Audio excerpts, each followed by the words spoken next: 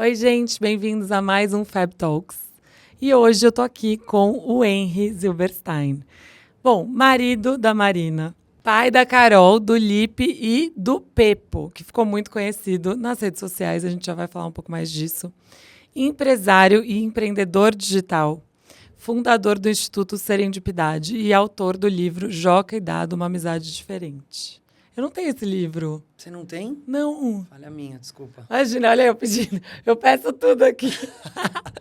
Mas posso falar? Corrigir isso. Eu estou muito feliz que você está aqui. Imagina. Muito, muito, muito. Obrigado você pelo convite. O seu trabalho é daqueles que move o mundo de alguma forma e é muito legal poder dar voz, né? Mais voz ainda, para uma causa tão legal e para tudo que você faz. Eu acho muito importante as pessoas te conhecerem, você contar bastante para a gente essa coisa da inclusão, que é cada dia mais importante as pessoas entenderem de verdade o que é a inclusão e tudo mais. E eu acho que você falando um pouco assim da sua história, da sua experiência desde o começo, de como começou você nesse mundo, eu acho que vai ser super legal para as pessoas se identificarem, para as pessoas entenderem, conhecerem. Então, obrigada mais uma vez por ter aceitado o convite. Pelo convite e pela baita oportunidade, aliás, das várias que você sempre nos dá. Estou super feliz e bora, vamos falar de inclusão. Bora. Então, vamos falar sobre como tudo começou. Né? Você é pai de 3 filhos, eu estou indo para o meu terceiro agora. Vocês sempre quiseram ter família grande, sempre quiseram ter 3. Como é que foi isso? Bom, eu e a Marina somos 3. Eu tenho um irmão e uma irmã, eu sou o mais velho. A Marina tem 2 irmãs, ela é a do meio. Então, a gente teve esse modelo de ambos terem 3 filhos e a gente sempre pensou em... Família grande. Família grande, né? A história do futuro, dos almoços, das conversas. Hoje em dia, com esse mundo global, você não sabe se teu filho vai ficar aqui, vai sair. Então, a gente queria ter 3 filhos. A gente teve o privilégio de ter um casal logo de cara, né? Então, uma menina antes, a Nina e o Lipe. E depois o Pepo super planejado, com os espaços. Na época, a Marina trabalhava como professora numa escola, então ela calculava as férias, né? Nem sempre dava certo exatamente no mês, mas enfim. E aí, a Nina nasceu em 2012, a gente namorou 4 anos, depois casou. 1 ano e meio depois nasceu a Nina, 2012. Depois, em 2015, veio o Lipe. Em 2018, uma segunda-feira de carnaval, chega o Pepo. Nasceu, tudo certinho. Ambos, os 3, na verdade, de parto normal. E, não sei se já é para entrar, você vai me... Não, é para entrar, é para entrar. Eu quero que você conte nos mínimos detalhes. As gravidezes, todas tranquilas, tudo certo? Tranquilas, sem graças intercorrências? a Deus, sem nenhum tipo de intercorrência. Entre a Nina e o Lipe, a Má acabou perdendo um bebê. Era uma menina com 9 meses de gestação, mas as gravidezes... 9 semanas. Perdão. Tá, eu ia falar 9 meses. 9 meses. Não, graças a Deus. Graças a Deus, não. Com 9 semanas, mas as gravidezes foram ótimas. A do Pepo, no finalzinho, assim, ele começou a se mexer um pouco menos e a médica, ele estava com 35 para 36 semanas, a médica falou, olha, eu estou achando que ele vai estar melhor aqui fora do que aí dentro. Os nossos outros tinham nascido com 38, quase 39, e o Pepo com 35 para 36. Então, ele nasceu um pouquinho prematuro. Uhum. As minhas nasceram de 35 também. Nasceram. Não, e calma aí, a gente acabou de descobrir, na verdade eu acabei de descobrir que o Pepo nasceu no mesmo dia das meninas, 1 ano antes, olha que 12 fofo. de fevereiro. Fofo. E aí vocês induziram? A Má induziu, já entrou, já tinha rompido a bolsa, entrou em trabalho de parto, mas do Pepo, desculpa, eu não me lembro se ela induziu, aqui eu lembro que da Nina assim, mas enfim, ele nasceu, tudo certinho, a gente já tinha sido avisado que em função da prematuridade, talvez ele tivesse que ir para UTI, então quando de madrugada a médica veio chamar ele, a gente ficou tranquilo. No dia seguinte, acordei, ele nasceu numa ala do hospital de parto humanizado, então a família estava perto e tal. E aí, no dia seguinte, acordei, fui tomar café, na volta do café, encontro a médica, a obstetra da Marina, no corredor. Oi, tudo bem? Tudo. Já examinei a massa. Você está indo para o quarto? Falei, fui tomar café. Então eu volto com você. Voltando. Mas nisso vocês não tinham tido tanto contato com ele porque ele foi pro UTI ou nada a ver? Não, Vocês tinham visto ele bastante? tínhamos visto, amamentou e tal, porque ele nasceu, sei lá, umas 7 da noite, e aí ele foi pra UTI umas 3 da manhã. Então teve aquele tempinho, enfim. Cara, na volta ela senta, a gente na mesa, eu sentei na cama, a Má tava lá, ela falou, então, queridos, vocês acreditam que o hospital está desconfiando que o Pedro tem síndrome de Down? Fabi, eu lembro como se fosse hoje, da sensação quente que me veio no peito, quando ela terminou de falar síndrome de Down. Naquela época, para mim, Você não tinha contato nenhum, assim, com ninguém que tivesse síndrome de Down? Pessoas com deficiência naquela época, para mim, era uma estatística do IBGE. Eu não tinha nem informações e nem tido a oportunidade, ao longo de 38 anos, de conviver com pessoas com deficiência. Quando ela falou síndrome de Down, a minha primeira reação, eu falei, o meu filho? Mas o meu filho? Até porque eu tinha feito todo o pré-natal, todos os exames. Morfológico, aquelas tudo coisas. que você pode imaginar. Morfológico, com médicos diferentes, porque era protocolo da médica, para eventualmente... E nenhum exame apontou qualquer risco de anormalidade. NIPT vocês chegaram a fazer ou Não, não? o NIPT não, porque como deu tudo Tudo certinho nos outros. segundo ela, nós éramos pais jovens, saudáveis, sem histórico. Existia uma chance em 1027 de ter síndrome de Down. Você vê que... Você lembra até o número? Uma vez em 1027. Foi a primeira vez que eu ganhei na loteria. Que eu já ganhei a segunda. Depois Enfim. Então, quando ela falou, eu não acreditei. Por falta de informação, o meu cérebro começou a fazer associações de deficiência com doença, deficiência com incapacidade e deficiência com infelicidade, que hoje eu sei que são coisas absolutamente distintas, mas na época eu não sabia. Então, eu encarei aquela informação como um castigo. E eu falo isso, é importante dizer, com muito respeito e carinho, não só em relação ao Pedro, mas em relação a todas as pessoas com deficiência. Mas, ao mesmo tempo, com alguém que hoje busca mudar a visão de pessoas que, eventualmente, pensem como eu pensava. Uhum. Eu olhei para Eu acho super importante você falar isso, por sinal. Porque é isso, às vezes a pessoa se culpa também por sentir essas coisas e você vê que, às vezes, é falta de informação mesmo, né? De informação. Mesmo te conhecendo, é muito isso que eu falo, que você muda o mundo, porque te conhecendo e tendo o contato que a gente tem, enfim, também mudou a minha visão de algo que eu também não tinha noção. Porque quando você não tem convivência, né, com pessoas com deficiência, etc., você não sabe o que esperar e às vezes você tem aqueles estereótipos que as pessoas costumam ter, que daí quando você vai ver, você fala, gente, não tem nada disso. Nada disso. E aí, que louco, né? Você sentiu tudo isso, mas na hora, como é que foi a reação da Marina? Cara, foi muito difícil, assim... Dos dois, né? Dos dois. Foi, de longe, assim, o momento mais difícil das nossas vidas, porque... Tava só vocês dois no só quarto? a gente no quarto. Com a médica? Com a médica. Daí a médica Mas falou... assim, fisicamente não tinha... Vocês não tinham notado nenhum tipo de diferença? Não. Nada? E aí, eu falei, mas como? Mas como assim? Na época, eu, inclusive, não sabia a diferença entre síndrome de Down e autismo. E tá tudo bem hoje, as pessoas que não sabem, mas na época eu não sabia. Então, fiquei na dúvida do que era a síndrome de Down. Eu lembrava um pouco do fenótipo, né? Porque todos têm mais ou menos a orelhinha um pouquinho mais baixa, não tem o osso nasal, tem os olhinhos amendoados, mas eu tava na dúvida. E aí ela falou, não, o hospital tá desconfiando, mas não sei, porque a gente fez os exames, enfim. Aí a primeira coisa que eu fiz foi buscar me certificar. Então, liguei para o meu médico, liguei para o pediatra. Antes de ligar para alguém da família e tal? Antes de ligar para alguém da família. Inclusive... Mas quando ela falou o hospital está desconfiando, era tipo um gato subiu no telhado e eles já tinham diagnosticado, assim, o que era? Ou realmente eles estavam na dúvida? Acho que foi uma maneira que ela escolheu mais de suave, dar a notícia, que a gente até pode discutir se é a mais adequada ou não, mas foi a maneira que ela escolheu. E, na verdade, tecnicamente, você precisa esperar um exame chamado cariótipo, que leva 15 dias para confirmar. Mas com o exame clínico já é possível. Tanto que, quando eu saí, eu falei, mas quem falou que ele tem síndrome de Down? A pediatra neonatal que acompanhou o parto. Falei, vamos falar com ela. Procurei ela no hospital, encontrei ela, e eu lembro dela porque ela estava grávida, né? Então, ela estava grávida lá no parto, e eu falei, doutora, o Pedro tem síndrome de Down? E ela toda assustada, porque deve estar cheio de protocolo, e eu estava... Ela, não, vamos conversar. Eu falei, não, só me fala isso.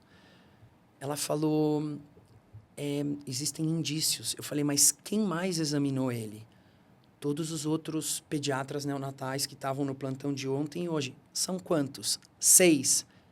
Falei, e alguém ficou com alguma dúvida? Não. Puta, eu voltei. Então eles realmente estavam tentando dar de um jeito... Eles estavam esperando a informação, digamos, Sim, técnica, oficial. né? Mas aí logo o nosso pediatra, o Dr. Durval, veio, era meio de carnaval, ele voltou de onde ele estava. E aí o Pedro estava na UTI, eu entrei e falei, eu queria que você me desse os indícios. Cara, ele se aproximou assim da incubadora que ele estava. Assim, ele olhou, um segundo e meio, olhou e falou, Henry, a gente vai esperar o resultado do cariótipo, mas o Pedro tem síndrome de Down e tá tudo bem. Aí eu, tá, mas por quê? Aí ele começou a dar os indícios. Puta, no 8º indício eu falei, tá tudo bem. Já entendi, Já né? entendi, ele tem síndrome de Down.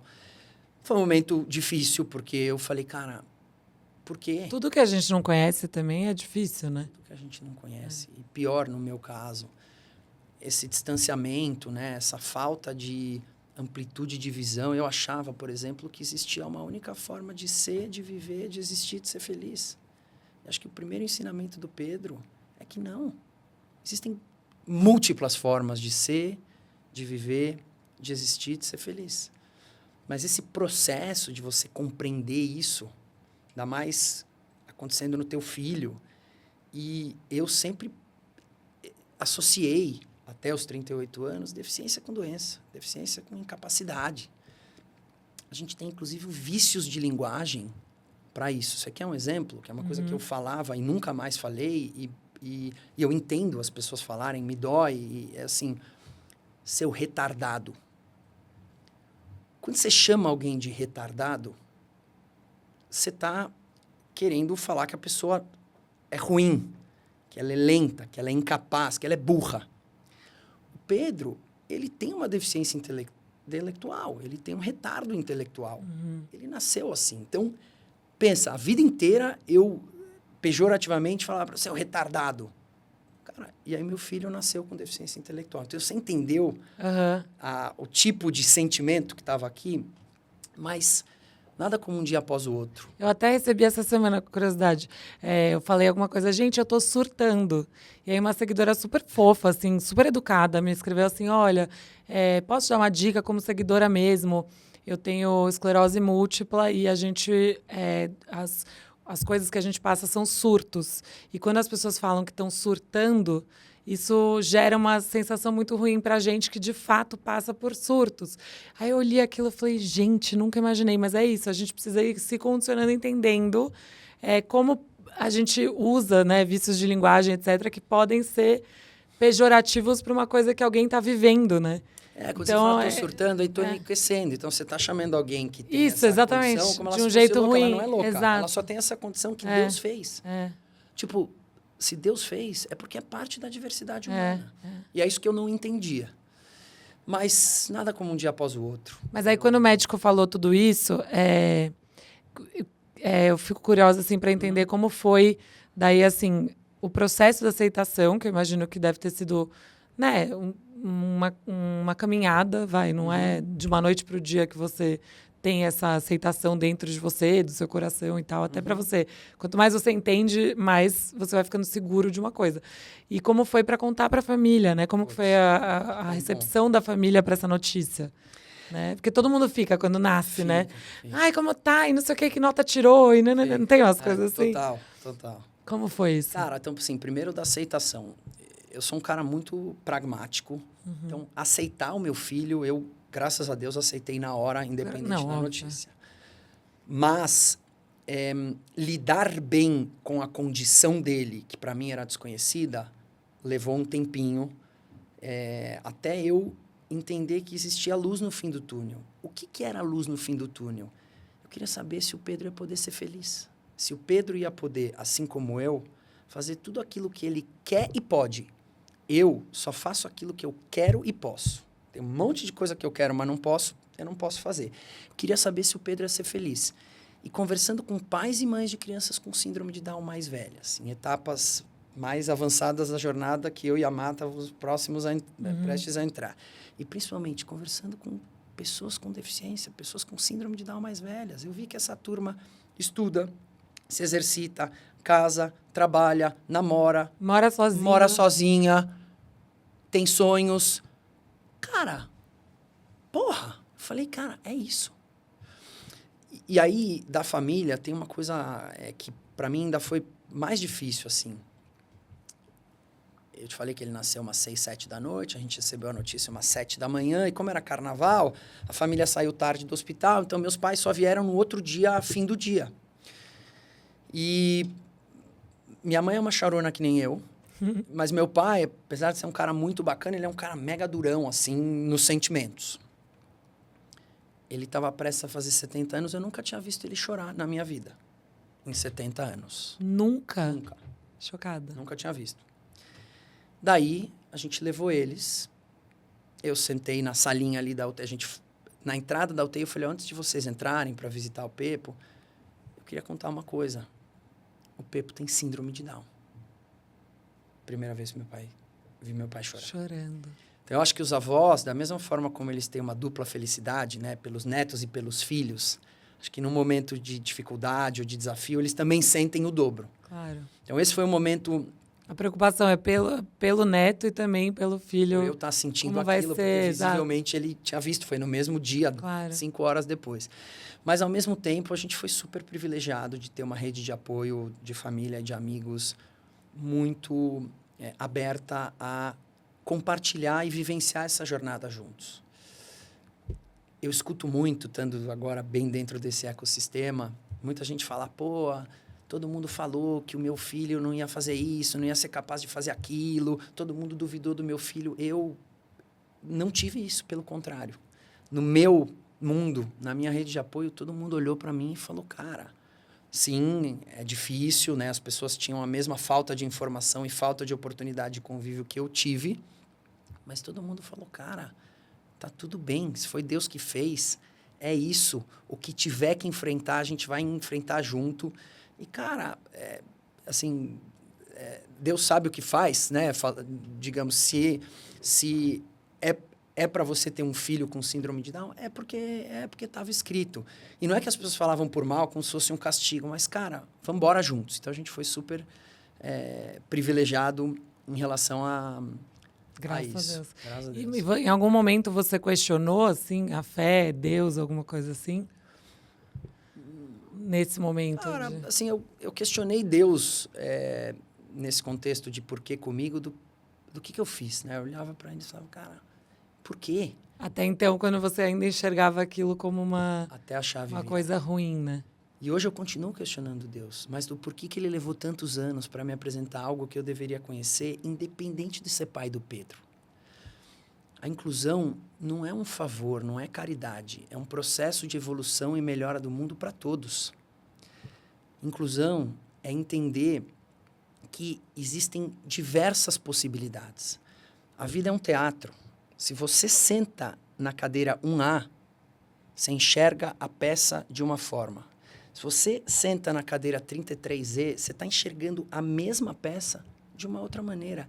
Deus não deu um carimbo para a gente falar, essa é a forma de viver o mundo.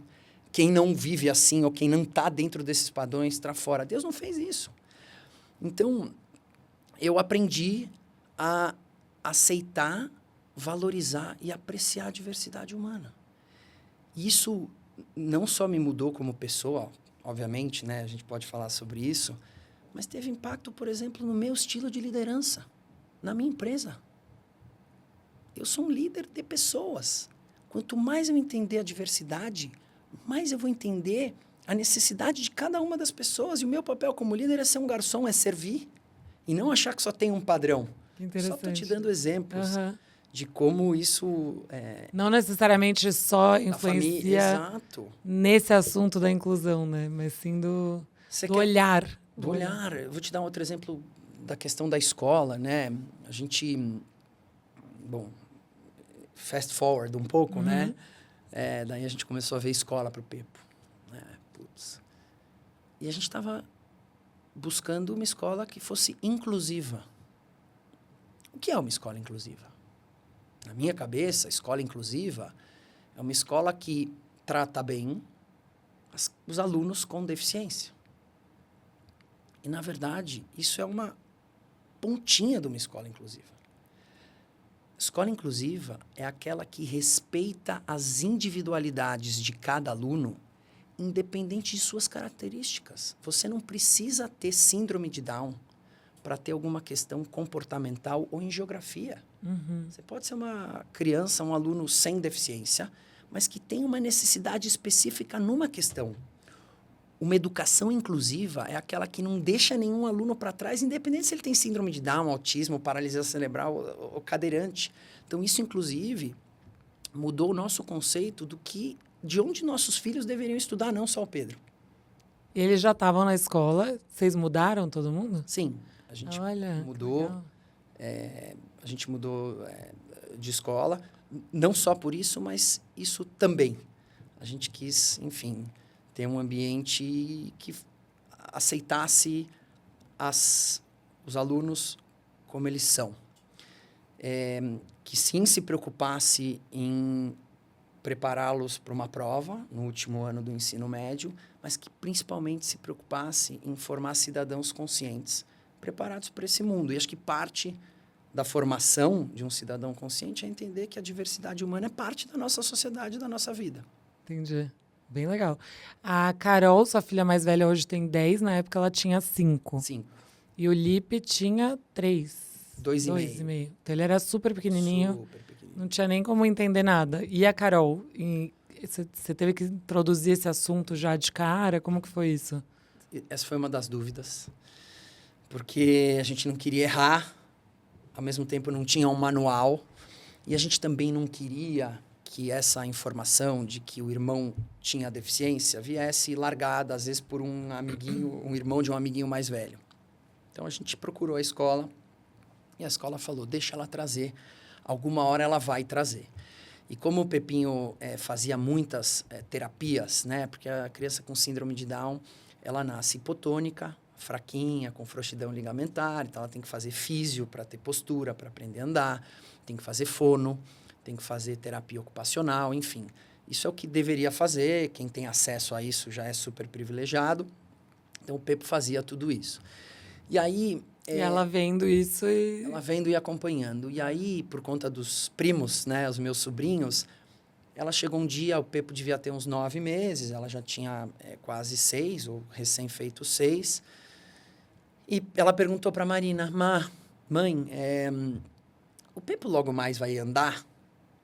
A Marina falou, putz, e agora? Então, filha, ele vai andar, mas talvez não seja logo mais, porque ele tem síndrome de Down. O que é síndrome de Down? Você não vê que ele faz terapias? Então, ele vai levar um tempinho mais para aprender, mas ele vai aprender. E a gente morava, naquela época, num prédio que, logo 2 esquinas para trás, tinha uma drogaria que tinha um atendente com síndrome de Down e um restaurante japonês na frente. Então, eu sempre levava ela de quarta-feira para comer um temaki. A gente saía do temaki, comprava um band-aid das princesas e esse atendente estava lá. E esse atendente dava uma bola para ela, elogiava o cabelo dela, ajudava ela a escolher. Então, as referências que ela tinha daquele atendente eram as melhores possíveis. E ela sabia que ele tinha? Não sabia nada. Não sabia. Uhum. Marina levou ela, falou, eu vou te mostrar o que é síndrome de Down. Sabe o José, da drogaria? Ele tem síndrome de Down. Então, a primeira referência que ela fez... ótima. Foi a melhor possível. Nossa, incrível. E óbvio, hoje ela, né, com 10 anos até na pré-adolescência, ela tem plena noção de que a síndrome de Down é uma deficiência, até por tudo que a gente se envolveu. Mas foi muito bonito, depois de uns 2 anos, que ela perguntou se a gente ia ter mais filhos. A gente sempre brinca, né? A gente fechou a fábrica, né? Mas...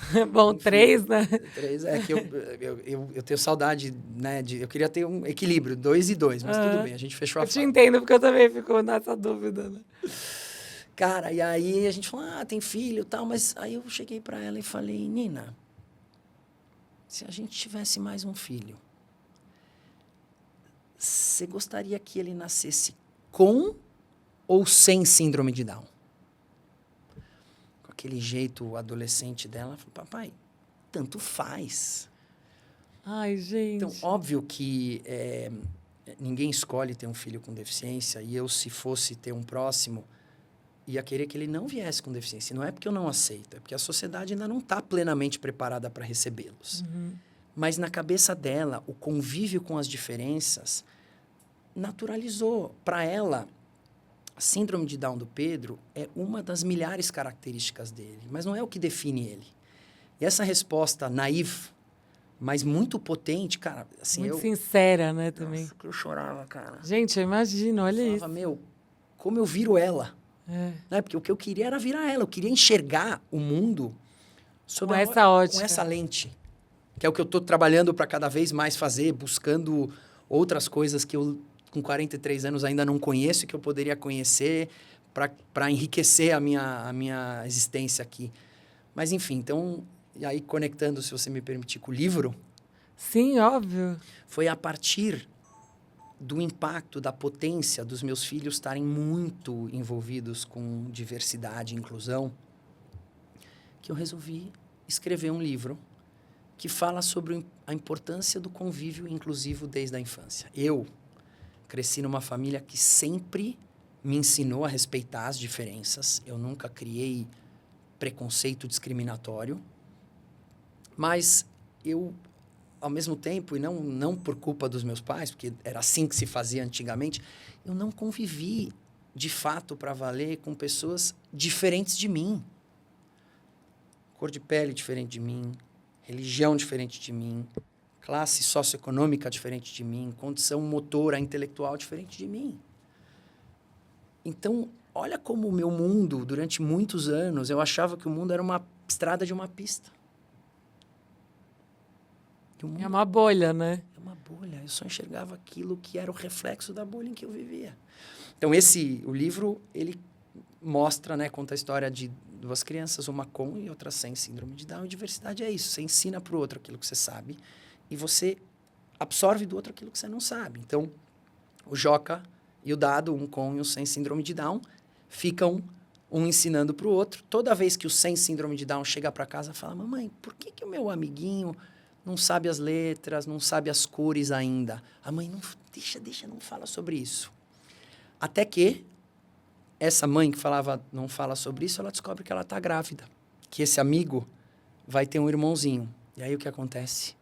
O irmãozinho tem síndrome de Down. Não acredito. No livro, né? Quando ela vai contar para o filho, o que o filho fala? Oba, vai ser que nem meu amigo Joca. A gente vai trocar informações, a gente vai trocar... Então, esse é o livro. Demais. E veio dessa inspiração. E o livro ele foi escrito por mim, mas ele foi ilustrado por uma equipe de pessoas com deficiência intelectual. Gente, que demais. Super legal, né? Muito legal, muito legal.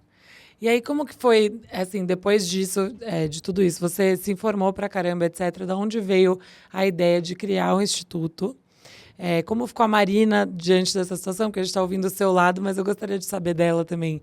Como que ela foi lidando com essa situação? O que você acha que eram as principais diferenças de vocês dois lidando com tudo isso? E aí conta um pouquinho dessa abertura do Instituto, como foi e tudo mais. Cara, o Instituto nasceu a partir do momento que a nossa chave virou, né? De achar que era um problema para entender que era uma solução.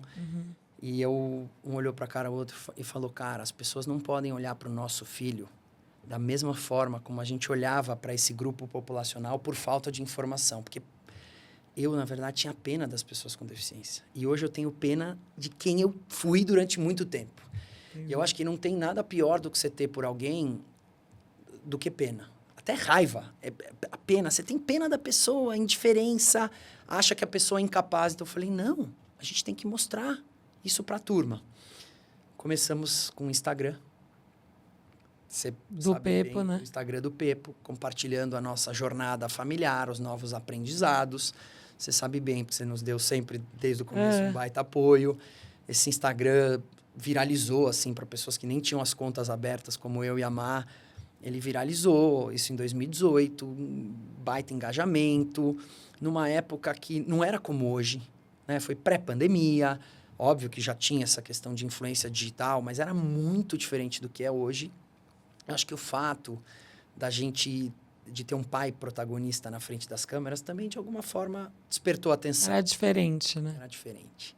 E, cara, o que a gente E a Marina não queria aparecer porque ela não gosta. Ela é mais reservada, Sim. ela super ajudava com algumas coisas, assim, os vídeos e tal. Mas a gente começou a dividir nossa jornada. Então, olha, aprendi hoje que ele precisa fazer um exercício tal de fono por causa disso. Aprendi que... E, cara, a coisa começou a engrenar. E eu lembro duas coisas que me chamaram muito a atenção. Primeiro, a minha portaria começou a ficar cheia de recebidos. Eu nunca dei meu endereço para ninguém. As pessoas descobrem. As pessoas descobrem e tal. E depois, eu lembro que a gente começou a divulgar umas roupinhas especiais do Pepo e a vendedora ligou e falou, cara, a gente pode fazer essa promoção de novo? Porque acabou o estoque. Falei, mas qual a promoção? Não, precisa divulgar a roupa. Daí eu entendi o peso da responsa. Porque eu estava lá dando informações do Pedro, que era a minha forma de enxergar. E as pessoas estavam, repetir isso em casa. Eu falei, opa. Então a gente foi se informar, se cercar de gente. E fizemos um primeiro evento no final de 2018 para divulgar informação com especialistas. Cara, o evento foi uma loucura. A gente captou, cara, no Instagram, 700 mil reais. Caramba! Falei, caramba!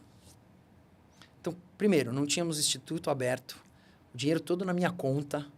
E a gente falou, bom, vamos entregar isso para instituições. Então, comecei a receber no meu escritório, na época, instituições que atuavam com inclusão para conhecê-las e ver que tipo de ajuda elas estavam precisando. E aí, eu me vi com 2 ou 3 coisas. Primeiro, com a vontade de transformar o olhar da sociedade para o tema inclusão. Para que ninguém mais encarasse a inclusão como problema, mas sim como solução. Para que ninguém encarasse a diversidade como fraqueza, mas sim como potência. Ponto 1. Ponto 2, eu fui fazer um estágio voluntário lá na APAI São Paulo, que é a antiga APAI São Paulo, chama Instituto Jô Clemente. Comecei a me dedicar e percebi, minha ficha caiu, que infelizmente a condição do Pedro não é a condição média das pessoas com deficiência no Brasil. Então, o Pedro tem, graças a Deus, acesso a diversas terapias que fazem com que ele encare de maneira mais eficiente as barreiras da nossa sociedade, mas a população brasileira não é assim. Então, eu falei, caramba, preciso fazer alguma coisa. E quando eu vi essa história da grana com as instituições, eu, como meu lado business guy, eu falei, cara, eu talvez possa ajudar para além do Instagram. Aí nasceu. A gente resolveu dar um passo além, estruturar o Serendipidade, que hoje, desde 2019, é uma instituição social sem fins lucrativos, tem o propósito de transformar a sociedade através da inclusão. A gente trabalha muito educação, informação e conscientização. E a gente trabalha e gasta uma energia enorme fomentando ocasiões de convívio inclusivo. O que é isso? Para nós, a gente acredita que não adianta só você informar, porque ninguém respeita personagem imaginário. Não adianta você chegar na escola para as suas filhas e falar, o dia que vocês encontrarem um amiguinho autista, façam isso. Não, é melhor não falar nada, colocar junto e elas vão nos dizer como elas lidam com as diferenças. Então, naturalizar a existência e a presença de pessoas com deficiência. E a criança, na verdade, naturalmente não enxerga essas diferenças como o adulto enxerga, né? Porque as meninas, eu não lembro qual das duas que tinha um autista na classe delas, da escolinha pré delas. E elas, assim, são super falantes, etc. E tem vários amiguinhos, né? E ele era um amiguinho, entendeu? Elas nunca... Assim, eu nem sabia. A mãe falou no grupo de mães, ó... Meu filho, não estranhe que ele tem uma pessoa que acompanha ele quase todo dia, porque ele é autista e tal. Eu falei, gente, eu nem tinha noção, porque elas nunca comentaram nada de alguma diferença, de algum... Entendeu? Então, eu acho que está muito mais no olho do adulto do que da criança, não é? Total. E assim, com o passar do tempo, quando elas forem ficando mais velhas, claro, elas vão perceber a diferença. Claro. Né? Às vezes você tem questões. Então, o Pedro, por exemplo, ele ainda não fala como os amiguinhos. Mas, outra coisa que ele me ensinou, por exemplo, da fala, o sucesso da comunicação não devia ser medido pela quantidade de fonemas ou palavras que você consegue falar, mas sim com a tua capacidade de se fazer compreender. E nisso ele é mestre. Então, se você vê que ele se comunica desde cedo ali e você trata com naturalidade, tá tudo bem. Um é alto, outro é baixo, um é preto, outro é branco, um é careca, outro tem cabelo, um tem síndrome de Down, outro não tem, um anda em pé, outro faz uso de cadeira de rodas. É assim. O ponto é que a gente precisa incluir os pais, a comunidade de pais de crianças sem deficiência e sem necessidades diferenciadas nesse contexto, porque, senão, quando a criança levar, papai, como está no livro, mamãe, por que isso? Aí você foge do assunto, é. E Não aí, sabe nem falar, não sabe nem como comunicar com aquela criança aquilo.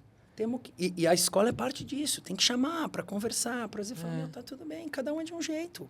E, na verdade, cada um ser de um jeito é que nos torna únicos e especiais. Sim. É isso. Não, isso é muito verdade. E para não criar justamente o que os nossos pais acabaram criando com a gente cresce sem essa informação e sem querer. Não é por querer e não é por mal. Né? Minha família também nunca admitiu nenhum tipo de preconceito, sempre falou e tal, só que não toca nesses assuntos porque não sabe muito bem como tocar, né? E aí fica essa coisa, exatamente, a gente cresce e a gente se sente ignorante, de certa forma, desses assuntos, né? Sei lá. E nem dá para culpá-los. Exato. Porque, vou te dar um dado. Acho que nem tinha tanta informação, exato. Assim, expectativa de vida das pessoas com síndrome de Down até 30 anos atrás era 30 anos menos. Sério? Sério. As pessoas não estudavam, elas estavam em escolas segregadas. As pessoas não tinham direitos como cidadãos. Então, o nível de inclusão era muito menor do que hoje. Então, elas não eram contratadas para empregos, nada disso. Zero. Não se acreditava no potencial das pessoas. E era difícil também de passar essa informação, né? Hoje em dia é muito mais fácil você transmitir essas informações, né? As próprias pessoas com síndrome de Down. Que foi o que eu fui fazer, lembra? Que eu fui conhecer várias pessoas com deficiência que estão querendo trabalhar como influenciadores digitais. Já trabalham. Como é que você foi conhecer? Não. Tem um curso de formação de criadores de conteúdo digital para pessoas com e sem deficiência do Instituto Meta Social, que é parceiro do Serendipidade. Eles estavam se formando no curso e eles estavam numa empresa farmacêutica para tentar ser contratados por essa empresa farmacêutica. Tinha uma outra influenciadora que tinha se comprometido a dar uma palestra e tal. Ela teve um compromisso de última hora. Eles me ligaram, porque, enfim, acharam que eu podia ajudar. E, bom, conheço várias. Cara, você foi a primeira. Eu falei, eu vou ligar para a Fabi. Tenho um morro de vergonha, porque eu te peço um monte de coisa. Mas até parece. Meu, eu não terminei a frase, você falou, tô lá. E aí você foi conversar com a turma. Assim, eu sei que para você é natural, mas para a galera, eles estavam perto, assim, do lado da Fabi Justus, que estava dando ouvido para eles. Isso assim, é tão pouco, mas é tão potente. Tipo, muda a vida. Eles se sentem ainda mais capazes. Foi isso. Não, e foi muito especial para mim também, sabe? Porque é isso, a gente tem pouco convívio e contato. E aí, quando você conhece essas pessoas e daí você vê eles, por exemplo, uma delas é casada, mora sozinha, a mãe dela estava lá, ela estava me contando. Tati. A Tati. E ela tem um monte de seguidores no Instagram e ela trabalha com isso. E ela fala pra caramba. E assim, é muito legal de ver, assim, que daí você vai tirando aquelas regrinhas que você tinha na cabeça do tipo, o que dá, o que não dá. Eu aprendi muito aquele dia, assim como eu aprendo todos os dias. Então, é muito doido, assim, como a gente realmente tem que se aprofundar e entender melhor. Porque a gente, às vezes, coloca na cabeça uma coisa que você ficou ouvindo lá no passado, que não tinha tanta informação. De repente, eu fui lá, conversei com todos eles e, putz, eu segui todos eles e marquei eles. Nossa, e daí eles, até hoje, eles, tipo, escrevem alguma coisa. Então, é muito especial, sabe? Foi uma oportunidade para eles, mas também foi uma oportunidade para mim, sabe? Porque é o que você falou, a gente evolui como seres humanos quando a gente vai entendendo mais.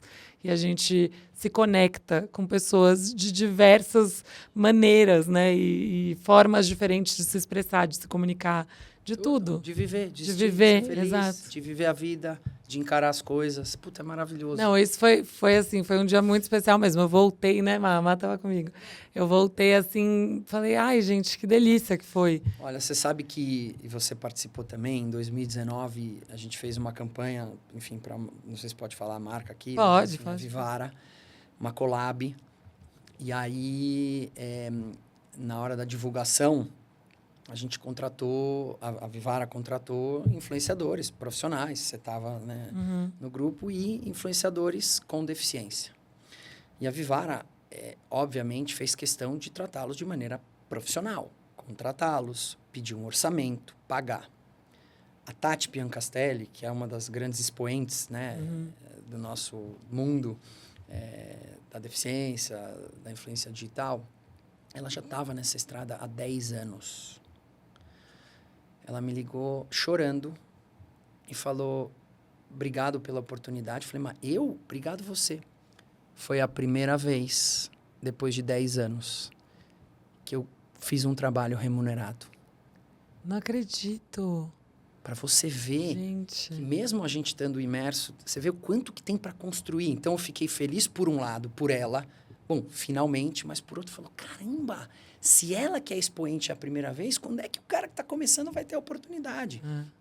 Então, esse tipo de trabalho que a gente faz, desmistificando, um passinho de cada vez, trazendo a sociedade, as empresas para conhecer algo, tirando os vieses, mostrando que existem diversas formas, e quanto mais você se conecta com essas formas diferentes, mais existe uma troca. Entendi. É muito lindo esse trabalho. Agora eu vou te fazer pergunta de leiga mesmo, que eu acho importante também. Acho que tem gente que está ouvindo que também não conhece tão bem, enfim. E eu queria entender se tem níveis da síndrome de Down ou não, porque no autismo, por exemplo, tem, né? Graus. Tem. E daí, queria entender se tem esses níveis ou se quanto mais oportunidade que a pessoa tem de terapias, etc., mais ela evolui dentro da condição dela, enfim. Essa é uma dúvida super frequente. E, tecnicamente, síndrome de Down não tem grau. Ou você tem, ou você não tem. Você tem 3 tipos, que são as razões que levam a você ter síndrome de Down: trissomia livre, translocação ou mosaico, mas não é grau da síndrome de Down. Mas o que muda são 2 coisas. Primeiro, a característica e o potencial de cada um, e o grau de estímulo que você oferece. Isso até para uma pessoa que não tem deficiência dá no mesmo, né? Pessoa. Se você estimula uma criança, se você deixa ela lá na frente de uma tela o dia inteiro, você vai ter essa pessoa mais evoluída, menos evoluída, né? E a propensão também. Também. Então, sei lá, você vai... eu posso treinar 50 horas por dia futebol, e o Messi vai treinar 25, ele tem uma propensão que eu não tenho. Ou o Djokovic para jogar talento, dele, um dom. Um dom, uma vocação, enfim. Então, isso é só uma metáfora para dizer que a individualidade de cada um interfere no desenvolvimento.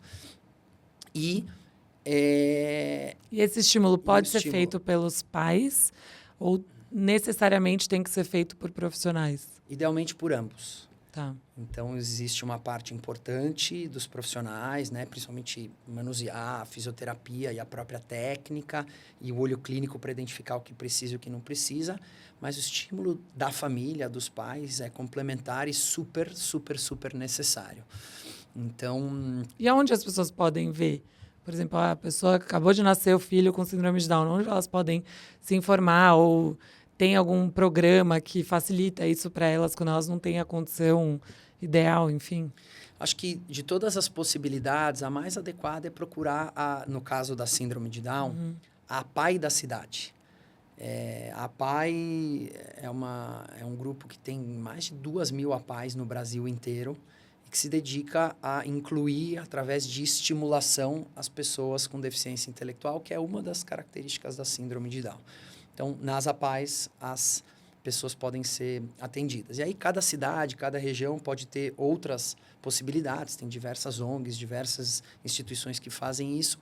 Mas eu diria que a primeira coisa é buscar orientação médica, de onde quer que seja, e também, ou a APAI, porque a APAI costuma dar, pelo menos a APAI aqui de São Paulo, que agora já tem um tempo, chama Show Clemente, maravilhosa. Ai, que legal. Terapias, é maravilhoso. Ai, que máximo. E hoje também, sei lá, no YouTube, TikTok, esses lugares, deve ter umas informações também de como como fazer coisas legais? Não tem pessoas que ou tem pouco ainda? Não, Você sente que... tem bastante. Tem muitas famílias como a nossa que resolve abrir, contar. E eu acho que é importante como um direcionamento, mas no caso das terapias, eu que não sou médico, sou engenheiro, eu recomendaria buscar uma orientação mais específica, porque, poxa, a gente está falando de crianças com hipotonia, com deficiência intelectual, né? Às vezes o pai ou a mãe, com a melhor das intenções, quer dar uma de fisioterapeuta. Pode ser ruim. Mas tem uma janela, assim, O ideal, de tempo? o ideal é... Quanto mais cedo, melhor. Quanto mais cedo, melhor. Fala-se que os primeiros 1000 dias são determinantes e desses 1000 dias, muito provavelmente, os primeiros 365 mais ainda. Então, Entendi. o Pedro, por exemplo, que é uma criança que nasceu sem cardiopatia, porque 50% das crianças com síndrome de Down nascem cardiopatas, tem que operar o coração. Ah, então não são todas. Tá vendo? Não são Aí já é todas. outra coisa que eu sempre achei que tinha uma correlação ali. Então, o Pedro, por exemplo, ele nasceu e no dia 2 que diagnosticou a síndrome de Down, eu já estava fazendo fono. Mas como? Ele era uma criança de... Recém-nascido. Fono, lá no hospital, óbvio, de maneira adaptada. Para sucção. Porque como ele é hipotônico, eles são fraquinhos, ele não conseguia se alimentar a quantidade de calorias necessárias sem a sonda. E ele só ia conseguir isso a partir do momento que ele fortificasse a musculatura para poder sugar. Começa daí, depois evolui para deglutição, fala, e hoje a gente está com outros desafios para ele poder transformar tudo que ele tem aqui em palavras que sejam compreensíveis para nós, que não sejam pai e a mãe. Porque vocês entendem absolutamente tudo, né? A gente entende uma boa parte, até porque ele está sempre evoluindo, aí ele aponta e tal. Mas ele, se você pega ele, ele é um mega falando. Já vi, super. Então, a gente está fazendo essa... Para traduzir adaptação, essa linguagem. Tipo a SAP. Tem uma pergunta aí, eu acho. Tem umas perguntas aqui. Só queria comentar, a gente fez um trabalho um tempo atrás, que a gente trabalha com uma faculdade, e aí tinha um curso de cinema, e um dos produtores, né, cineastas, ele participou daquele filme, não sei se você ouviu falar, o Don Quixote. Super. E aí a gente achou super legal, a gente não conhecia eu o assisti filme. o Don Quixote, tem uns 9 meses. São todos legal? atores com síndrome de Down. Olha, que máximo. E a gente achou super legal, assim. Que máximo. Que é de Don Quixote, mas eles colocaram Sim. Don Don Quixote. Quixote, legal. Vou colocar a pergunta aqui da Maila. Recebemos algumas perguntinhas. Olá, Fabi, Henri, tudo bem? Meu nome é Maíla, moro em Portugal e eu gostaria de fazer uma pergunta. Eu queria saber se, quando foi recebido o diagnóstico de síndrome de Down, houve um luto perante o diagnóstico, porque eu, por exemplo, acabo de receber o diagnóstico de TEA, né, o autismo do meu filho de 4 anos, e passei a viver um pouco do luto, um pouco do medo, do preconceito do que ele possa vir enfrentar no dia a dia e tudo mais. Então eu queria saber, houve um luto, houve um receio do que ele pudesse enfrentar, houve esse tipo de sentimento em relação a esse momento que viveram? Um beijo grande. Linda, obrigada por participar de Portugal, que Obrigado. chique. Bom, Tá chique o negócio. Não me surpreende. Tem mais uma de Portugal. Que legal. Uma portuguesa. Ah, Bom, eu queria só fazer antes, dizer o seguinte. Eu aprendi com a minha esposa psicóloga, que ela é psicóloga. ela é psicóloga e pedagoga, Entendi. que luto é um nome técnico que a psicologia deu para esse período que você está vivendo de aceitação de uma situação inesperada. Mas eu digo isso porque eu, particularmente, daí é Henry falando, eu não gosto tanto de chamar de luto, porque o Pedro está aí. Né? Então, assim, A gente quando associa luto à perda, a né? perda. É essa que a Marina me ensinou. Luto não é só a morte. Quando você está num período de aceitação... Então ela usou certo. Ela usou certo. Eu só estou te dizendo que, não sei. Você não chamaria de luto. Eu falo, pô, um luto com ele vivo, sei lá, quando ele for maior e entender, será que ele vai se sentir bem com essa... Então, sim, é um período de aceitação. E não queria que fosse visto como mimimi, não, mas, enfim, é como eu acho Sim, que lógico. a gente, também a nomenclatura faz parte. Mas sim, todo mundo vive esse período de aceitação. Ninguém escolhe ter um filho com deficiência, exceto em situações que envolvam adoção. Mas, normalmente, ninguém escolhe ter um filho com deficiência. Você faz planos, você imagina, você idealiza. E aí, quando você tem todos aqueles planos, e eles, ou durante a gestação, ou pós-gestação ainda, vem alguém e fala, não é assim, não é fácil. E esse momento de luto é um momento extremamente importante dele, inclusive, acontecer dessa aceitação. Porque, primeiro, eu não acredito em viradas bruscas. Ninguém passa 38 anos com pré-conceitos em relação à deficiência e de uma hora para outra fala, nossa, imagina, agora mudei. Não, você tem um período... Não é interruptor, né? Não é interruptor. Para ser sustentável. E a gente tem um programa lá no Serendipidade que se chama Projeto Laços, que é um projeto de acolhimento para o momento da notícia. Pais e mães de crianças de 14 síndromes e diagnósticos acolhem voluntária e gratuitamente, confidencialmente, outros pais e mães que estão acabando de receber a notícia desses 14 diagnósticos ou doenças raras. E então a gente acolhe, valida os sentimentos e ressignifica o momento. E eu recebo, para além do Instituto, né, são, enfim, quase já 400 atendimentos que a gente fez. 400? 400. Caramba. 400. Eu recebo muito assim, eu tenho um amigo que acabou de descobrir que o cunhado, que o irmão vai receber um filho com síndrome de Down. O que ele faz? O que é melhor fazer? Que é uma pergunta super legítima. E eu sempre costumo dizer que é o seguinte, quando vem a notícia, você está mal por 2 razões. A primeira é porque é uma notícia inesperada que você não queria. Cara, meu filho tem uma deficiência. Não queria isso. E a segunda é você está mal por estar mal na hora do nascimento de um filho, que é um momento de alegria. Tem a culpa, né? Vem a culpa. Então, a minha primeira sugestão de acolhimento é, em vez de você falar, cara, vai ficar tudo bem, relaxa, fala, tá tudo bem você tá assim. É normal esse sentimento. Normal você tá assim. Imagina eu se de uma hora para outra eu falar síndrome de Down, claro, tanto faz, manda aí, claro que não. Até porque tudo que a gente planeja na vida, quando vem diferente do que você imaginou, etc., causa uma frustração, né? Que é normal para qualquer situação da vida. E aí isso é mais uma situação que é o que você falou. Você fica planejando, imaginando, e de repente vem uma coisa diferente do que você estava esperando. Então isso gera, né, uma frustração. E tá tudo bem. Que tá tudo bem, exato. Tá tudo bem. Em vez de você chegar e falar assim, engole esse choro, acaba com essa frustração, vamos fazer festa.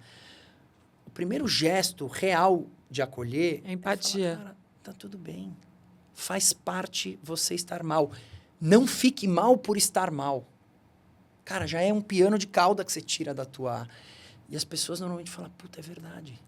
E não é muitas vezes fácil você falar isso, mas é o que a gente faz lá no Instituto. Dá muito ouvido, né? Deixa a pessoa falar, deixa ela botar para fora e fala, cara, eu te entendo.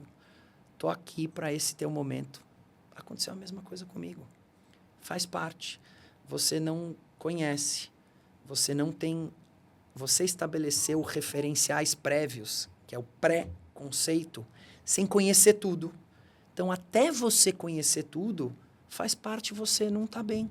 Tá tudo bem. E cada um tem seu timing também, né? Porque eu imagino que entre você e a Marina, vocês tiveram timings diferentes. Isso, eu acabei não respondendo. Então, porque é isso. Porque eu acho importante também para ela, às vezes, a gente tem essa pressa de... Tá bom, agora deixa eu entender o que eu vou fazer, né? Mas às vezes você apressa um sentimento que você precisa viver por um pouco mais de tempo. Você precisa se permitir, né? Total. E aí é importante falar isso, assim, de timing. Assim, eu conheço gente que tem filhos adultos com deficiência que ainda não aceitou plenamente. Cada um tem o seu tempo. Acho que no meu caso e da Má foi alguma coisa parecida. A gente acabou... Vocês viveram muito juntos.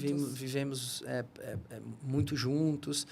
Eu tive o privilégio de tirar um sabático em 2018 de 6 meses para poder... Eu ia te perguntar isso, porque é muita coisa. Daí, diante de tudo isso, ainda trabalhar, etc. Eu quis tirar um sabático para entender, me aprofundar. Não tive tempo de me preparar ao longo da gestação. E porque eu sou pai da Nina, do Lipe e do Pepo. Não só do Pepo. E acho que esse desafio já com 3 filhos sem deficiência ou sem questões, já é se equilibrar o tempo. Quando você tem um filho que te requer Exige mais, Aham. então eu tirei esse tempo. E você me pergunta se eu sou hoje uma pessoa preconceituosa em relação às pessoas com deficiência, provavelmente você falaria não, né? Mas eu acho que a gente nunca vai deixar de ser. Eu vou te dar um exemplo. Eu tenho um amigo, o marido da Tati, o Vinícius Estreda, que é um homem de 38 anos com deficiência intelectual. Ele tem síndrome de Down. O Vinícius é escritor, palestrante, autodefensor, ou seja, ele defende os direitos na ONU. Ele é um baita cara. Eu estou super acostumado com ele. Mas, às vezes, ele faz coisas que eu falo, cara, como que o Vinícius fez isso? Só que eu não teria a mesma indagação se fosse uma pessoa sem deficiência. Então, por que eu pergunto para o Vinícius e por que eu não perguntaria se fosse você fazendo, já que vocês têm mais ou menos a mesma idade? Aham. No meu íntimo, eu acho que a explicação está ligada porque talvez, mesmo que involuntariamente um resquício, talvez eu duvide ainda da capacidade. Isso, de alguma forma, é o que a gente chama de capacitismo, que é o preconceito ou a discriminação contra as pessoas com deficiência. Então, é por isso que a gente tem que estar sempre aberto, não é romantizar. Claro. Não estou dizendo que não tem, né? Quer dizer, o Pedro não tem tem dificuldade. dificuldade. Imagina, tem várias. Aham. Mas a gente sempre está olhando a dificuldade de aprendizagem, mas pouco fala da dificuldade de ensinagem, né? Que é ensinar as pessoas ou adaptar o meio. A deficiência, muitas vezes, ela está no meio, não nas pessoas. O Pedro ter deficiência intelectual, apesar da gente chamar de deficiência intelectual, é uma condição natural, como eu já falei, que Deus fez ele.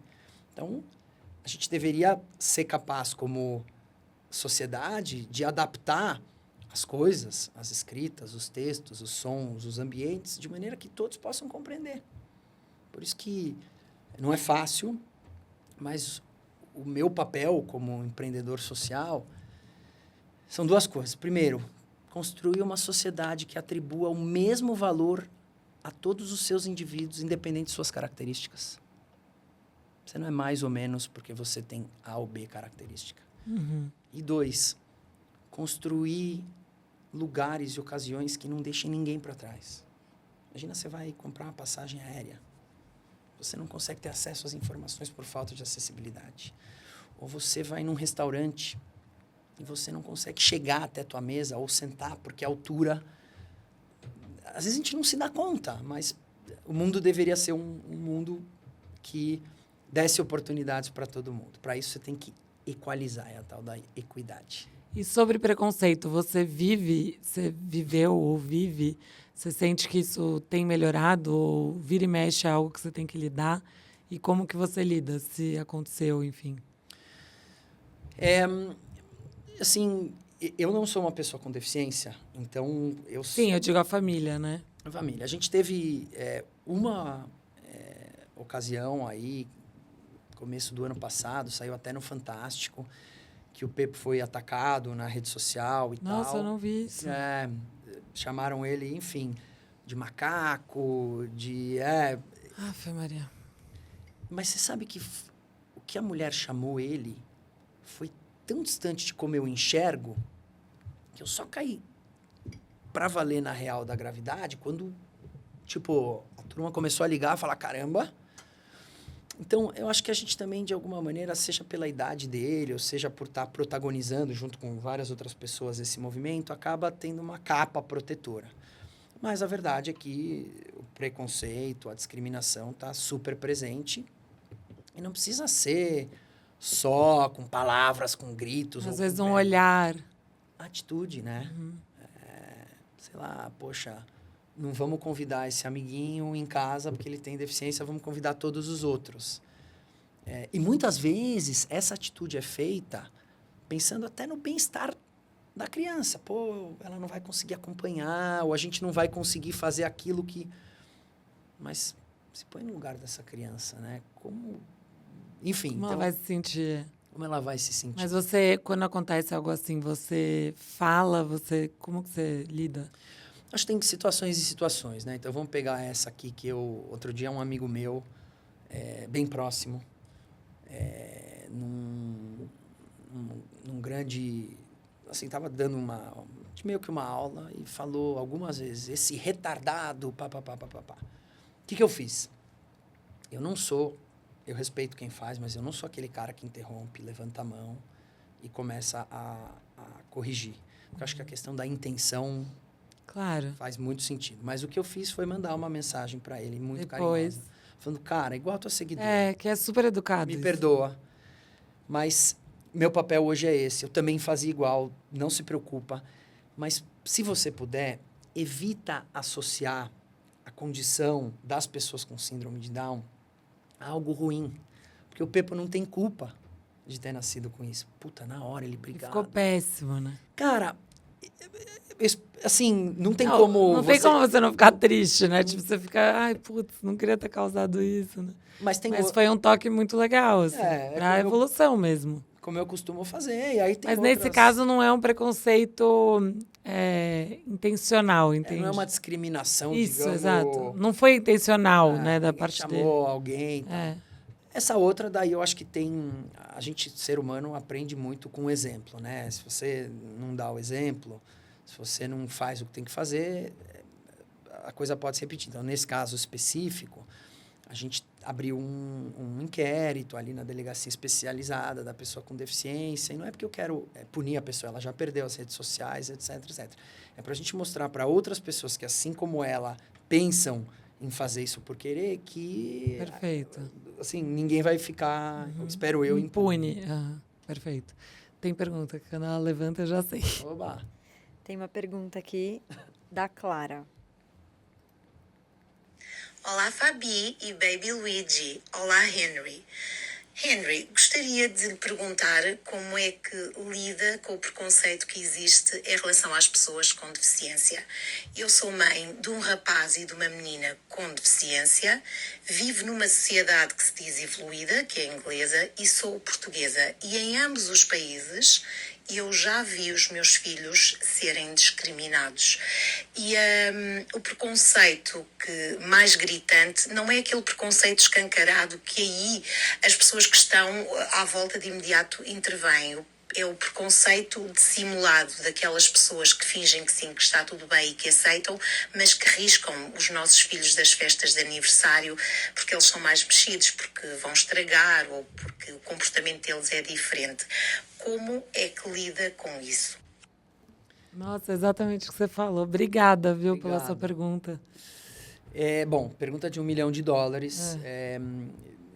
Não acho que tem uma única resposta, mas eu vou dar como eu enxergo atualmente e como talvez a gente mude, né? Mas primeiro, eu acho que de todas as possibilidades, em situações que não forem muito gritantes mesmo, agressivas, o melhor caminho não é apontar o dedo e fazer a pessoa, de repente, se sentir mal por algo que ela fez sem intenção. Por isso que, para mim, o primeiro check é intenção. Fui lá, te dei um murro na boca, intencionalmente. Eu, pesando 63 quilos, não sei se vou fazer muito, mas vou chamar ajuda, tá? Agora, não. Você, eventualmente, fez alguma coisa, mas sem querer, ao invés de constranger, eu vou chamar num canto. Eu nunca vou deixar de chamar de alguma forma, mas eu trataria isso de maneira individualizada, sem expor a pessoa, tá? E também acho que vai levar um tempo. Eu acho que o caminho mais adequado para a gente tentar eliminar os preconceitos é na escola. A gente fala muito de inclusão no mercado de trabalho. A gente tem 1% da população formalmente empregada no Brasil só com deficiência, sendo que a gente tem 17% da população, tem que tirar quem são as crianças, mas a gente estima que para cada uma pessoa com deficiência que tem capacidade para ter um emprego com carteira assinada, para cada 9, só uma tem. E se a gente conseguir fazer os nossos filhos conviverem com as diferenças e se beneficiarem dessa coexistência diversa, a gente nunca vai ter que falar em cota nas empresas. Porque eles vão crescer se beneficiando dessa troca. Então, igual eles vão sua filha falar, falando, tanto faz, né? Tanto faz. Não é isso que define a pessoa. Não é isso que define. É uma característica dessa pessoa. $1 milhão. Isso. Então, eu acho que... Mas é algo longo prazo, né? Longo prazo. Longo prazo. Assim, Eu acho que essa mãe, por exemplo, quer saber como lidar agora, né? eu É acho difícil ter essa resposta. Eu sei, difícil. imagino e... Mas eu acho que o caminho é procurar uma escola que entenda que é papel dela fazer essa ponte com os pais. Meu sonho é o dia em que as escolas vão ser escolhidas não só pelo ranking do Enem e nem pelo grau de inglês e nem pela proximidade de casa, mas também pelo grau de inclusão e diversidade que elas oferecem para os nossos filhos. Então, 2, eu lembro na escola anterior, eu fui chamado para palestra de derretimento das calotas polares, de lançamento de foguetes, de reciclagem de lixo, de proteção à natureza, um monte de assunto super importante. Não fui chamado em nenhuma de inclusão e diversidade. Falei para a diretora, eu falei, cara, putz, é verdade, estamos falhando. Você falou, tá vendo? É isso, é falar, né? Tem que falar. Então, a escola tem que trazer isso, porque não adianta nada, na minha opinião. A escola mega se esforçar e o Pepo com síndrome de Down conseguir ser alfabetizado no mesmo ano que os coleguinhas sem deficiência. É um negócio super bacana. Mas se ele não for convidado para as festinhas, para mim não vale. Uhum. Então, é um conjunto. Então, eu acho que ela tem que procurar essa rede de apoio, porque senão, para ganhar a guerra sozinha, com todo mundo atacando de drone, não dá. Uhum. E também procurar, e isso é a parte mais difícil, com a emoção contida, não no calor da emoção, essa mãe e falar, cara, deixa eu te falar. Eu imagino quais foram os motivos de você não ter levado, papapá. Mas, cara, que tal na próxima, a gente junto, construir uma forma do meu filho poder Participar. estar? Uhum. Cara, a mãe vai querer, sendo uma pessoa decente, ela vai querer morrer. Igual você falou, não tem como não ficar mal. Mas, cara, é uma maneira dela se colocar no lugar do outro. Aliás, sabe uma coisa legal para eu dividir com você? Eu aprendi tem um tempinho. Eu sempre achei que empatia é você se colocar no lugar do outro. Mas sabia que empatia não é isso? O que é empatia? Empatia é você aceitar que o outro existe. Por quê? Porque quando você se coloca no lugar do outro, você leva consigo o quê? A tua visão, os teus preconceitos, as tuas lentes. Quando você encara que a empatia é aceitar a existência do outro, você parte do pressuposto que talvez existam outras lentes, outros pontos de vista. Que com certeza existem. Existem. Amei isso. Legal, amei, né? Amei. Eu também. Eu adoraria poder dar os créditos, eu não lembro, não fui eu, mas eu ouvi por não aí. Não inventei, Exato, mas eu achei genial. Legal, né? Genial. Empatia é aceitar. Porque, na verdade, você só vai ter a plena empatia se você... Aceitar que você não é dono da verdade. Exato, que a sua ótica não é a correta, né? Não é a única. Não é a única. É, e que não tenha... Não tem Lembra a história correto, do carimbo? exato. Imagina Deus lá em cima. Não tem uma... A gente falando, ó, esse vai... Ele falou, meu, eu sou Deus, eu que dou o carimbo, não dei pra ninguém, por que esses humanos estão achando que eles têm o carimbo? Gente, eu amei isso. Achei muito forte, sério. Legal, né? Eu também Nossa, gostei. achei demais. Realmente. Vai, próxima pergunta. De Portugal também? Tô adorando. Então, tá bem Gente, os internacional, né? portugueses, amei. Uau. Amei. Essa aqui é a última pergunta, que é da Luísa. Oi, pessoal do Fab Talks. Meu nome é Luísa. Estou muito feliz de participar aqui hoje, porque eu adoro o canal, assisto todos os episódios e sou muito fã da Fabi. Eu acompanho ela há bastante tempo. A minha pergunta para o Henry é como foi para ele e para a família dele quando eles receberam o diagnóstico. Se eles dividiram com alguém, se guardaram para eles, porque eu sei que isso é muito pessoal. Eu tenho um casal de amigos que tem uma filha com síndrome de Down e eles preferiram dividir esse momento só depois do nascimento. Então, eu queria saber como é que foi, assim, para eles, esse momento. Obrigada, aliás. Obrigado, Luísa. Por participar. Você já comentou um pouco, mas eu fiquei curiosa para saber se você acha que se vocês tivessem... Eu quero complementar na pergunta dela. Se vocês tivessem tido a notícia antes dele nascer, se teria sido um pouco mais fácil, entre aspas, porque vocês iam ter um tempo de preparo e não ia ser aquela coisa, ele está aqui e agora eu estou sabendo disso, ou tanto faz, não muda muito?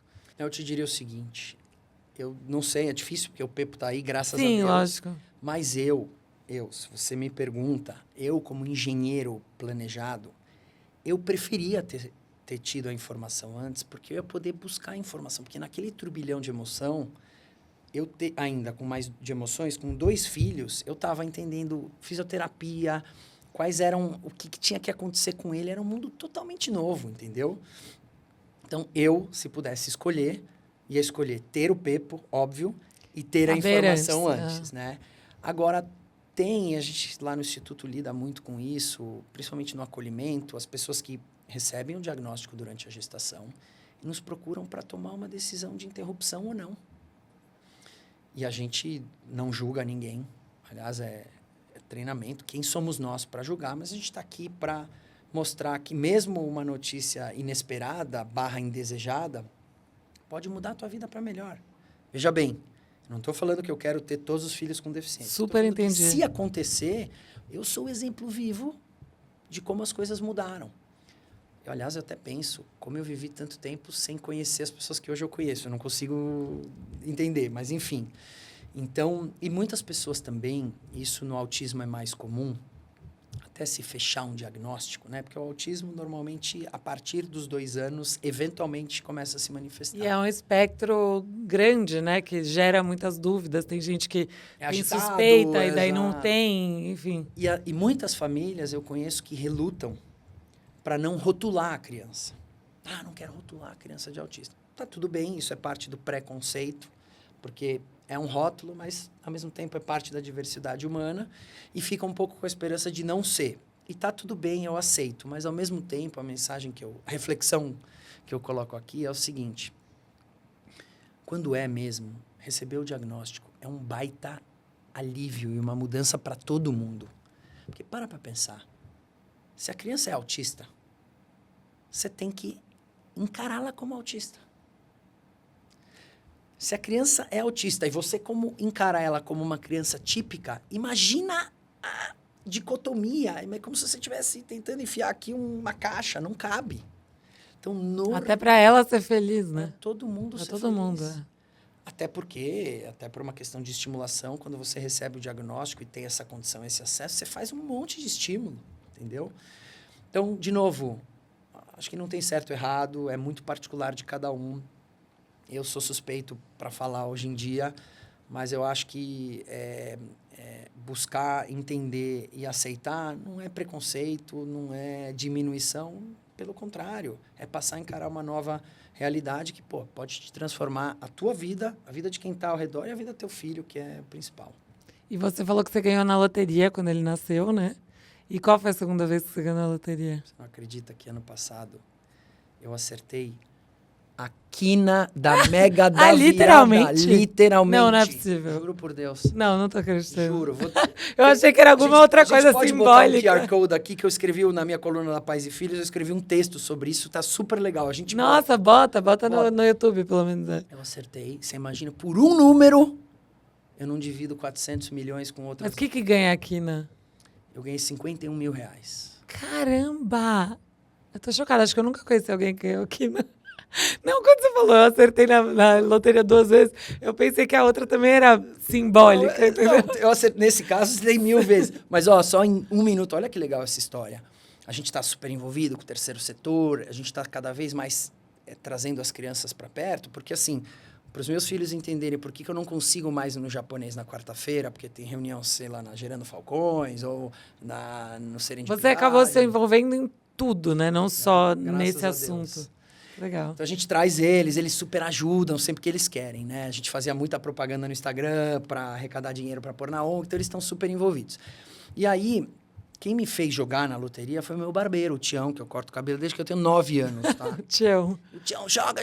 O Tião, não vou ganhar nunca. Ele, não. Eu falei, não, é impossível ganhar. Ele, não. Impossível se você não comprar o bilhete. Compra o bilhete, concordo que é difícil, mas faz tua parte. Fiz, ganhei. Mas foi a primeira vez que você jogou? Não, eu já jogava... Ah, tá, eu ia falar, gente... Não, mas eu ganhei. Uhum. Cara, meu coração palpitou quando eu vi lá bilhete premiado. Imagina. Bom, meus filhos queriam saber por que eu ganhei na loteria. Por quê? Porque na praia, a gente estava no Réveillon na praia, foi lá na virada do ano. Todo mundo, mas como? Como deles? Mas papai, por que você... Eu falei, ganhei por 2 motivos. O primeiro e principal é que eu comprei o bilhete. Então a gente tem que correr atrás das nossas coisas. E depois que eu acho que Deus ajudou. Sabe por quê? Porque é um círculo virtuoso. A gente fez coisas legais. Lembra que a gente fez isso? E, ó, por falar nisso, vamos no banco. Fui no banco. Tirei metade do prêmio em grana. Levei meus filhos no barbeiro. Cheguei, Tião. Obrigado. Nossa, que E legal. metade do prêmio para ele. Então, ele ficou E ele? feliz, Nossa. muito feliz. Mas para os meus filhos, eles entenderam que fazer o bem e compartilhar faz bem. Então, o seu Eli Horn, Gera o bem, né? ele diz que fazer o bem é o egoísmo do bem. Porque o que você dá volta em dobro para você. Então, é o egoísmo do bem. Ou não é? Nossa, muito legal isso. Legal, né? E foi uma mega lição para eles também. Mega lição. Assim, de que fazer o bem volta para você. E volta mesmo. E, assim, óbvio, não é o dinheiro, graças a Deus, assim, é óbvio, é um bom dinheiro. Mas Não, lógico, mas é legal ganhar alguma coisa, né? E a lição de correr atrás. As coisas não caem do céu. Não. É um simbolismo de comprar o bilhete na bilheteria, mas ao mesmo tempo é uma realidade. Se você não compra o bilhete, você não vai Mas ganhar agora nunca. você não joga mais. Eu jogo toda semana. Joga? Eu acho meio difícil Eu agora. também, mas enfim, Mas a minha realmente, parte eu tô fazendo, né? Eu tô tá fazendo seguindo o mandamento toda- do Tião. Gente, que loucura. E vem cá, deve ser, ao mesmo tempo que é incrível, né, que você está se envolvendo em tudo isso, deve gerar uma ansiedade do tipo assim, tem tanta coisa para melhorar em tantas áreas e tantas, que daí como é que você lida com isso e qual que é o limite? Porque, queira ou não, você tem a sua família, você tem o seu trabalho, né, remunerado, você tem o seu trabalho social. Como que você bota um limite? Organiza. Porque, cara, quanto mais você vai se envolvendo, eu imagino que deve gerar um... Meu Deus, mas eu também quero ajudar isso, mas eu também quero ajudar aquilo, também precisa melhorar isso. O que você estabeleceu como meta, assim, para você nesse quesito? Então, ó, vamos lá. Primeiro, meu propósito de vida é ser feliz. E para chegar perto do meu propósito, eu escolho as atividades e as missões que me fazem bem. Me relacionar com pessoas que me agregam, fazer esporte, estar com a minha família, estar em movimento, gerar impacto. Isso me aproxima do meu propósito. O que aconteceu nesses últimos 5 anos é que, você conhece o André, a gente vendeu a empresa. Então, nos últimos 2 anos, eu fiquei livre, eu tinha um período de não competição, então eu tive tempo. E eu escolhi esses 2 anos... Para se dedicar full time nisso. praticamente full-time a voluntariado e a conhecer novas pessoas, novas ideias, novas realidades, construir novos imaginários de cidadania. Então, esse movimentão, assim, ele foi muito intenso por conta desse período aí da venda da empresa. Isso já acabou, eu já voltei a ter uma ocupação para valer. E agora eu estou tendo que aprender a duras penas a falar não ou a escolher. Então, não dá mais para ser, eu adoraria, Então, o exato. voluntário do mundo. Então, hoje eu tenho, além do Serendipidade, eu tenho um trabalho voluntário muito próximo com a Gerando Falcões e também com o Safari, que conserva onças pintadas e biodiversidade. Caramba! Essas são as minhas 3, digamos, Causas. mais próximas. Sempre que dá, ajudo os outros, mas não com tanta intensidade. E você fala, pô, tem um monte de coisa para acontecer, como é que você se organiza, controla a sua ansiedade? Eu sempre fui um cara que mirava o futuro. Futuro. Era como se eu estivesse correndo uma maratona, pensando só em cruzar a fita no quilômetro 42. Mas, cara, 2 coisas aí. Primeiro, o que você quer no futuro vai mudando. Então, é como se a linha de chegada nunca chegasse. E 2, o quilômetro 42, eu nunca fiz uma maratona, já fiz meia várias vezes, mas deve ser maravilhoso. Mas a melhor parte é o quilômetro 5, 10, 15, 20, quando você está descansado, apreciando. Então, uma das coisas que eu entendi quando o Pedro veio é que a gente faz planos e Deus dá risada. A gente não sabe o dia de amanhã. E o que a gente leva dessa vida é a vida que a gente leva. Então, cara, aprendi a mindfulness. Momento presente. Viver intensamente tudo que dá do que está acontecendo agora. Da maneira mais presente possível. Ou seja, você pode fazer um monte de coisa, mas quando você está fazendo a coisa A, olha a coisa A. Quando você está fazendo a coisa B, olha a coisa B. Então, com isso, eu estou vivendo o dia a dia. Óbvio, tem os planos e tal, mas a gente não controla isso. Então, você vai casar. aberto. A previsão estava ótima. Às 4 da tarde, o casamento é às 7. Cai um dilúvio. Você vai investir energia falando, céus, porque o dilúvio, ou tentando contratar a cobertura? É isso. Então, é aquilo que está no meu alcance. O que está no meu alcance é aproveitar o momento presente. E aí, aos poucos, você vai olhando para trás e vai vendo que as coisas têm mudado. Eu tenho plena consciência que quem sou eu para mudar o mundo? Tenho plena consciência que eu não vou ver... Não, mas você muda o mundo, de fato. Uma pessoa de cada vez. Isso. É isso. O Alok, o DJ, eu vi ele falando isso. Ele estava contando há um tempo que ele foi para Nepal, não sei o quê, porque tinha uma pessoa querendo falar com ele e tal. Daí a pessoa chegou para ele e falou, um amigo, sei lá, falou, mas Alok, você cancelou show, você cancelou suas agendas. Tipo, você acha que você vai mudar o mundo assim? Ele falou, mudar o mundo não é mudar o mundo. Mudar o mundo de uma pessoa já é mudar o mundo. Eu falei, cara, é isso. É isso. A gente vai, aos poucos, daquilo que está no nosso alcance. Se a gente conseguir impactar mais gente, trazer mais pessoas, maravilhoso. É por aí. Gente, que papo delícia, sério. Obrigado. Juro, igualmente. parabéns, admiro demais, demais, demais. Poderia ficar aqui horas e horas falando, mas assim, realmente as pessoas precisam conhecer mais do Serendipidade, se aprofundar mais em todos esses temas que a gente citou aqui. Acho que tem muita gente que está assistindo ou ouvindo que também estão recebendo a notícia ou já receberam e que vai ser muito útil ouvir tudo isso que você falou. O que você fala também do apoio das pessoas também que viveram isso e, de repente, é como se fosse essas pessoas no futuro, né? Então, é muito importante tudo isso que a gente conversou. Eu amei, amei, amei. Eu vou encerrar no vídeo, mas no áudio a gente vai continuar, porque a gente vai ter nossa DR. Já viu? Como assim? Já vi. A parte que eu mais estava esperando. Então. Mas vai ser tranquilo, com certeza.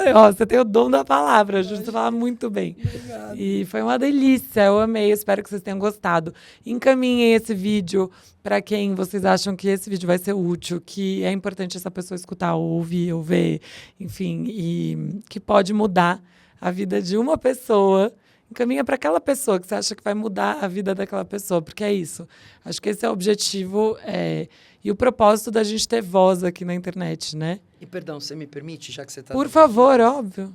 Peguem a hashtag deficiência, pessoas com deficiência, síndrome de Down, e sigam essas pessoas na internet para que vocês tenham outras perspectivas. Porque eu tô aqui, no meu lugar de fala, de pai, mas eu não sou uma pessoa com deficiência. Putz, perfeito. Isso ajuda muito também. Muito legal mesmo.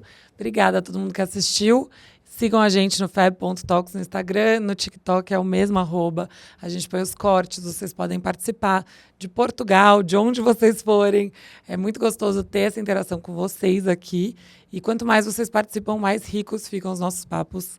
Então, eu amo muito que vocês engajam, participam, assistem todos. Teve uma semana que eu pulei um episódio, porque, enfim, coisas internas. E eu falei, gente, ninguém vai ligar, né? Falei, tá tudo bem, é uma semana. Falei para as meninas aqui da produção, falei, gente, tá tudo bem, né? E eu sou virginiana, né? Planejada e tal. Eu, sofro com essas coisas, mas eu falei, eu vou avisar, ninguém vai ligar. Eu recebi tanta bronca, mas eu fiquei muito feliz. Que porque, bom, exato. Porque eu falava assim, gente, vocês nem viram, a gente já tem mais de 40 episódios, 50, sei lá quantos episódios a gente tem. Pô, vai lá assistir os que vocês não viram. Aí elas assim, eu assisto toda semana, eu ouço toda semana.